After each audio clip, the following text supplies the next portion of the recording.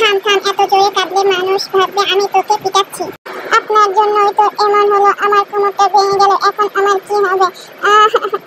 Just stop, কিছু হয়নি, just পড়ে গেছে। জাঙ্কুকের ধমকে তে চুপ করে। জাঙ্কুক তেকে কোলে করে আয়নার সামনে দাঁড় করায়। শাড়িটা আমি পরিয়ে দেবো, অন্য সব কিছু তুই পরে আয়। আমি পরবো না, আর একটা কথা বললে থাপ্পড় খাবি। এই লোকটা আস্ত একটা হনুমান, একটু ভালো করে কথা বলতে পার না, সারাক্ষণ ধমকে। শালা তুই বউ পাবি না, সারা জীবন চিরকুমারী হয়ে থাকবি। দূর, আমিও না, ওনার তো বিয়ে হয়ে গেছে, তাও আবার আমার সাথে। এই শাড়ি হাতে নিয়ে নিজে নিজে পরার চেষ্টা করছে।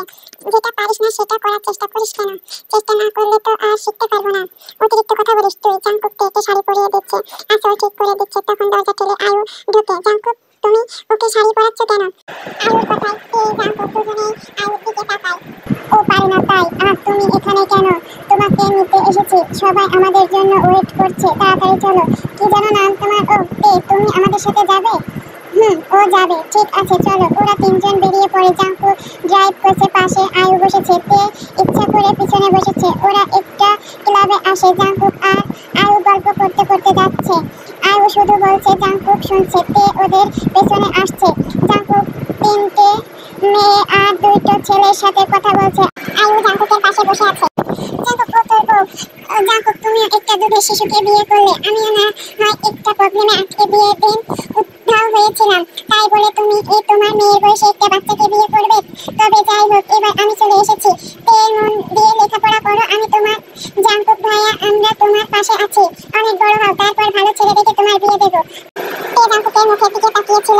তে ভেবেছিল জাঙ্কুক হয়তো কিছু বলবে, কিন্তু জাঙ্কুক চুপ করে বসে আছে।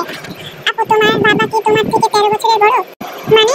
আমি জাঙ্কুকের থেকে 13 বছরের ছোট, আর একটা বাবা তার মেয়ের থেকে 27 বা 30 বছরের বড় হয়। তো তোমার কোন দিক থেকে মনে হয় আমি জাঙ্কুকের মেয়ের বয়সে? তুমি হয়তো জানো স্বামী সবসময় স্ত্রীর থেকে বড় হয়। আয়ু অপমান বোধ করে। তে এভাবে কথা বলবে তা আয়ু ভাবেনি। সবাই তের দিকে তাকিয়ে আছে। জাঙ্কুক ছাড়া। তে ওখান থেকে উঠে চলে আসে, একপাশে দাঁড়িয়ে আছে। আচ্ছা, উনি কি আয়ু আপুকে অ্যাকসেপ্ট করে নেবে? আমাকে ডিভোর্স দিয়ে দেবে? যা খুশি করুক, আমাকে লেখাপড়া করতে হবে, উন্নতি করতে হবে। তে চোখ বেয়ে দুফোঁটা পানি গড়িয়ে পড়ে। তে একটু জাঙ্কুকের দিকে তাকিয়ে দেখে আয়ু জাঙ্কুককে টেনে ডান্স ক্লাবে নিয়ে যাচ্ছে। তে চোখ সরিয়ে নেয়। আয়ু, পাগলামি বন্ধ করো, আমি বিবাহিত। কিন্তু ভালো তো আমাকে বাসো। কাকে ভালোবাসি সেটা বড় কথা না, বড় কথা এইটা যে তে আমার বউ। মাই ফুট, আমি তোমাদের ডিভোর্স ব্যবস্থা করছি। জাঙ্কুক, তুমি তো কখনো আমার মুখের উপর কথা বলতে না, আমি যা বলতাম তাতে হ্যাঁ বলতে, তাহলে এখন শুনছো না কেন? আমি তোমাকে ভালোবাসি, তুমিও আমাকে ভালোবাসো, তাহলে এখানে তে কেন থাকবে? আমি তেকে বিয়ে করেছি। ও গড, জাঙ্কুক তাকাও আমার দিকে, আমার চোখের দিকে তাকাও, আমার চোখে তোমার জন্য ভালোবাসা দেখতে পাচ্ছ?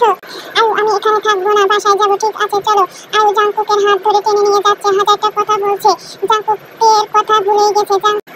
আয়ু এক ফাঁকে জাঙ্কুকের ফোন সাইলেন্ট করে দেয়। তে জাঙ্কুককে দেখে আয়ুর হাত ধরে বেরিয়ে যাচ্ছে। তে ওদের পেছনে দৌড়ে দেয়, কিন্তু পৌঁছানোর আগে ওরা গাড়ি নিয়ে চলে যায়। তে গাড়ির পেছনে দৌড়ায়, কিন্তু নাগাল পায় না। ক্লান্ত হয়ে বসে পড়ে তে। আমাকে কেন রেখে গেলেন জাঙ্কুক? আমি কোথায় যাবো এখন? কাঁদতে কাঁদতে বলে তে। আরে তে, তুমি এখানে এভাবে কাঁদছো কেন? তে পিছনে তাকিয়ে দেখে কাই। তে ভরসা করার মতন কাউকে পেয়ে জড়িয়ে ধরে জোরে কান্না করে ফেলে। তে কাইকে জড়িয়ে ধরেছে, এতে কায়ের ভালো লাগছে, আবার তে কাঁদছে তাতে খারাপও লাগছে। কাই তের মাথায় হাত বোলায়। তে, কি হয়েছে? তুমি একা কেন? তোমার বাবা মা বাড়ির সবাই কোথায়? চলে গেছে আমাকে ফেলে। কোনো ব্যাপার না, আমি পয়সা দিয়ে আসছি, তুমি কেঁদো না প্লিজ। তে কায়ের গাড়িতে ওঠে। কায় নানান ভাবে তেকে হাসানোর চেষ্টা করছে, কিন্তু তে হাসছে না। তের মনে পাহাড় সমান অভিমান জমে আছে। কায় তেকে বাড়ির সামনে নামিয়ে দেয়। বাড়ির ভেতরে পৌঁছে দিতে চায়, কিন্তু তে না করে। জাঙ্কুক বাড়ি এসে তের কথা মনে পড়ে। তাড়াহুড়ো করে বেরোনোর জন্য দরজা খুলে দেখে তে দাঁড়িয়ে আছে, চোখে মুখে ফুলে আছে। তে জাঙ্কুককে পাশ কাটিয়ে ভেতরে ঢোকে। তে, আপনি আসলে কি ভালোবাসার মানুষকে পেয়ে আমাকে ভুলে গিয়েছিলেন, তাই ফেলে এসেছেন? তাই তো, আমি তো জোর করে আপনার ঘাড়ে চেপে বসিনি। তাহলে কেন? আপনার কাছে স্ত্রীর অধিকারও চাইনি, আর কখনো চাইবো না। বউ না মানলেন, বোন তো হই, সেই খাতিরে না হয় আমাকে নিয়ে আসতেন। তে সরি, ইটস ওকে। তে রুমে চলে যায়। জাঙ্কুক ওখানে বসে পড়ে। আর জাঙ্কুক একটা মস্ত বড় ভুল করেছে। খুব সকালে ঘুম থেকে উঠে তে আর কখনো জাঙ্কুকের রান্না খাবে না, তাই নিজের রান্না নিজেই করলো।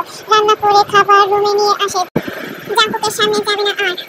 তে স্কুলে যাওয়ার জন্য রেডি হয়ে খাবার খেয়ে ড্রয়িং রুমে উকি দিয়ে দেখে জাঙ্কুক আছে কিনা। না নেই। তে দৌড়ে চলে যায়। জাঙ্কুকও আর তের সামনে যাবে না, তাই তের খোঁজ নেয়নি।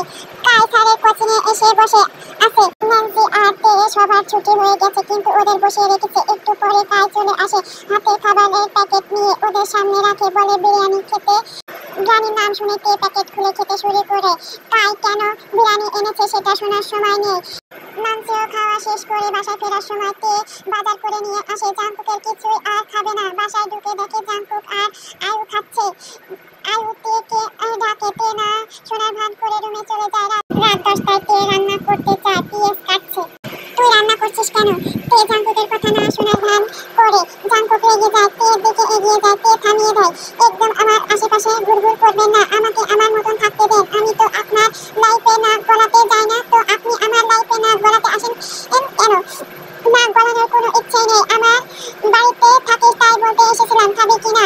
জাংকুক চলে যায়, তে রান্নায় মন দেয়। তে শরীরটা খুব খারাপ লাগছে, স্কুল থেকে আসার পরে নিজের রুমে শুয়েছিল, আর রান্না করতে যায়নি, এভাবে ঘুমিয়ে পড়ে। জাংকুক অফিস থেকে ফিরে রান্না করে, তারপর গোসল করে ডিনার করে নিজের রুমে গিয়ে কাজ করতে থাকে। রাত 10টায় তের ঘুম ভাঙে, কিন্তু খুব খারাপ লাগছে, শরীর গরম। তে বিছানা থেকে নেমে জাংকুকের রুমে যায়, দাঁড়ানোর শক্তি নেই। তে উপস্থিতি টের পেয়ে জাংকুক পেছনে না তাকিয়ে বলে, তুই আমার রুমে কেন এসেছিস? যা এখান থেকে, আমার খুব খিদে পেয়েছে, কিছু খেতে দেন না। অসুস্থ কণ্ঠে বলে তে। জাংকুক তের দিকে তাকায়, তে ঢলে পড়ছে। কি হয়েছে তোর? তে কিছু বলতে পারে না, পড়ে যেতে নেয়। জাংকুক ধরে ফেলে, এর তো প্রচন্ড জ্বর। জাংকুক তেকে জাংকুকের বিছানায় শুয়ে দেয়, তের মাথায় জল পট্টি দেয়। জ্বরটা একটু কমলে খাবার নিয়ে আসে, তেকে খাইয়ে ওষুধ খাইয়ে দেয়। জাংকুক তের মুখের দিকে তাকিয়ে আছে, অপরূপ সুন্দর মেয়েটা, এই চোখ মুখ প্রচন্ড মায়া। তখন জাংকুকের ফোন বেজে ওঠে। হ্যালো, কি করো? কিছু না, আমাকে জিজ্ঞেস করবে না, জানার প্রয়োজন মনে করি না। জাংকুক, তুমি আর আমার লাইফ থেকে চলে যাও প্লিজ, একটু ভালো থাকতে দাও, আমার একটু শান্তিতে থাকতে চাই আমি। জাংকুক ফোন কেটে দেয়, ফোনটা আছাড় মেরে ভেঙে ফেলে, তারপর আবার তের মুখের দিকে তাকায়। সকালে তের ঘুম ভাঙতে নিজের ওপর ভারী কিছু অনুভব করে তে চট করে চোখ খুলে দেখে জাংকুক তেকে ধরে শুয়ে আছে। জাংকুকের মুখটা তের মুখের খুব কাছে। তে তাড়াহুড়া করে সরে যায়, জাংকুকেরও ঘুম ভেঙে যায়। मैं रहूं जहां मैं चाहे तू ना रहे,